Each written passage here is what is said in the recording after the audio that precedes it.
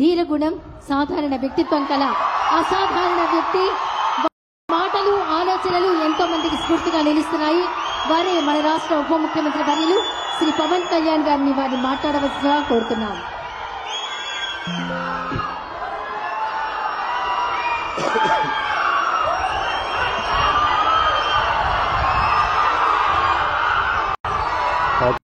Driver సేవలో ఈ కూటమి ప్రభుత్వం ఉంది. ఆ పథకం కార్యక్రమానికి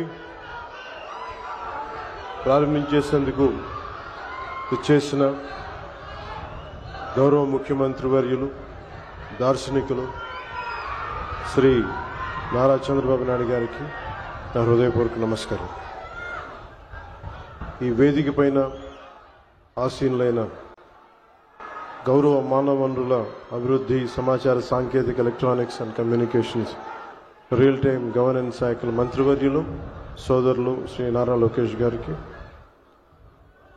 రాష్ట్ర బీజేపీ అధ్యక్షులు శ్రీ మాధవ్ గారికి, గౌరవ మంత్రి శ్రీ మండిపల్లి రామప్రసాద్ రెడ్డి గారికి, హెల్త్ మినిస్టర్ శ్రీ సత్యకుమార్ యాదవ్ గారికి, విజయవాడ పార్లమెంట్ సభ్యులు కేసినేని శివనాథ్ గారికి, గౌరవ విజయవాడ సెంట్రల్ శాసనసభ్యులు బోండా ఉమా గారికి, ఈ పథకాన్ని రాష్ట్ర ప్రభుత్వం ఉన్నతాధికారులు శ్రీ ఎంటి కృష్ణబాబు గారికి, శ్రీ మనీష్ కుమార్ సిన్హా గారికి, లక్ష్మీ షా గారికి, కలెక్టర్ వారందరికీ నా హృదయపూర్వక నమస్కారాలు. ఇతర ఉన్నతాధికారులకి అందరికీ కూడా నా హృదయపూర్వక నమస్కారాలు.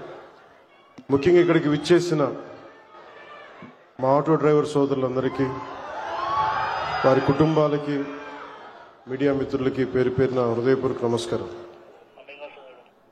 2000 గత ప్రభుత్వం ఉన్నప్పుడు చాలా సందర్భాల్లో గ్రీన్ ట్యాక్స్కి ఇబ్బంది పడుతున్న మా దగ్గర ప్రస్తావించారు. దానిని సంవత్సరంన్నర లోపే ఆ సమస్యను అడ్రస్ చేయడం జరిగింది. అలాగే గత ప్రభుత్వం మనకి మనీ ఇచ్చిన కానీ రోడ్లు పూడ్చలేకపోవటం, మరింత రిపేర్లు రావటం, ఇవన్నీ చాలా సందర్భాల్లో మాట్లాడాను. ముఖ్యంగా స్త్రీ శక్తి ఈ ఉచిత బస్ ప్రయాణం ఈ పథకం కింద ఇది ఇచ్చినప్పుడు మొట్టమొదటిసారి క్యాబినెట్లో ప్రవేశపెట్టినప్పుడు ముందుగా ఆలోచించింది మీ ఆటో డ్రైవర్, మీ వృత్తి మీ గురించి ఆలోచించాం. ఫస్ట్ ఏదన్నా ఉచిత బస్సు ప్రయాణం ఇస్తే ఆటోలకు ఇబ్బంది అవుద్ది, వారి ఉపాధికి ఇబ్బంది అవుద్ది, అందరూ బస్సులో వెళ్ళిపోతే మా పరిస్థితి ఏంటని ఖచ్చితంగా అంటారనేది ఆ రోజు క్యాబినెట్లో ప్రస్తావిస్తే గౌరవ ముఖ్యమంత్రి గారు ఒకటే ఇచ్చారు, ఎట్టి పరిస్థితుల్లో కూడా వారిని నిర్లక్ష్యం చేయం, వారికి ఏ సమస్యలు ఉన్నా సరే వారిని ఎలా కాంపెన్సేట్ చేస్తాం దాని మీద కొంచెం సమయం కావాలని మనస్ఫూర్తిగా ఆయన ఆ రోజు చెప్తే మేమందరం బలంగా నమ్మాం.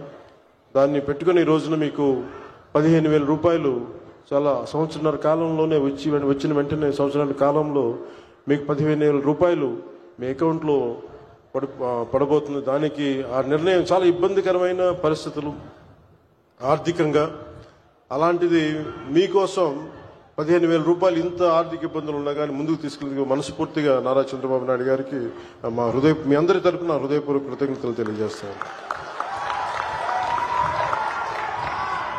సమర్థవంతమైన నాయకత్వం, ప్రణాళికాబద్ధమైన పాలన ఉంటే ఏ రాష్ట్రమైనా సుభిక్షంగా ఉంటుంది. గడిచిన 15 నెలల కాలంలో గౌరవ ముఖ్యమంత్రి శ్రీ నారా చంద్రబాబు నాయుడు గారి నాయకత్వంలోని కూటమి ప్రభుత్వం ఈ విషయాన్ని పదే పదే నిరూపించింది. ఆ క్రమంలో ఇందాక మీకు చెప్పినట్టుగా ఆడపడుచులకు ఇచ్చిన మాటలు నిలబెట్టుకునే పరిస్థితుల్లో మీకు ఆటోలు, క్యాబ్లు నడుపుకుంటూ జీవనం సాగించే వారిపైన ప్రభావం చూపించింది. అందుకనే ఈ రోజున 15,000 రూపాయలు మీకు ఇచ్చి మీకు చిన్నపాటి వెన్నుదన్నుగా ఉన్నామని తెలియజేసుకుంది కూటమి ప్రభుత్వం. అలాగే ఎన్నికల ముందు నేను పిఠాపురం పర్యటనలో నేను ఆటోలో ప్రయాణించినప్పుడు ఆ ఆటో డ్రైవర్ నాకు సందర్భంగా చెప్పారు, ఆటో డ్రైవర్ సోదరులకు ఎదురే ఇబ్బందుల్ని మాకు ప్రత్యేకించి వివరించారు.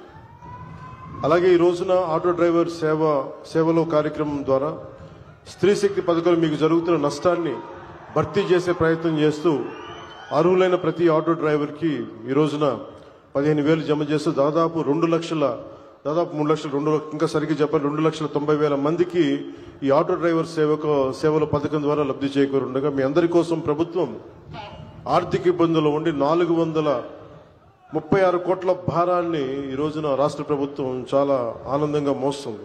అంటే మీకు ఈ చిన్నపాటి ఊతం ఇవ్వగలిగితే అది భారం అయినప్పటికీ కూడా మీకు ఆనందంగా మోస్తుంది ఈ ప్రభుత్వం. ప్రజల సమస్యలు విని వాటిని పరిష్కరించడమే కూటమి ప్రభుత్వం లక్ష్యం. ఇచ్చిన మాట నిలబెట్టుకుంటూ వాగ్దానాలను కార్యరూపం దాల్చుతూ ముందుకు సాగుతూ ఉన్నాం. ఆటో డ్రైవర్లకు అండగా నిలబడి వారి జీవనోపాధి కాపాడటం కోసం కూటమి ప్రభుత్వం బాధ్యతగా భావిస్తున్నాం. సమర్థవంతమైన నాయకత్వం ఉంటే ప్రజల జీవితంలో చాలా నిజమైన మార్పు తీసుకురావచ్చు అనేది మరోమారు ఈ పథకం మరోసారి రుజువు చేస్తూ ఉంది. అలాగే మీకు ఇంత కష్టాల్లో కూడా మాకు సహకారం అందిస్తున్న గౌరవ ప్రధాని శ్రీ నరేంద్ర మోదీ గారికి మనస్ఫూర్తిగా ధన్యవాదాలు తెలియజేసుకుంటూ ముఖ్యమంత్రి శ్రీ చంద్రబాబు నాయుడు గారి నాయకత్వం భవిష్యత్తులో మీకు ముఖ్యంగా ప్రజలతో పాటు మీకు ప్రత్యేకించి ఆటో నడుపుతున్న సోదరుల కుటుంబాలకి మీ అందరికీ కూడా మేము అండగా ఉంటామని తెలియజేసుకుని సెలవు తీసుకున్నాను. జై హింద్.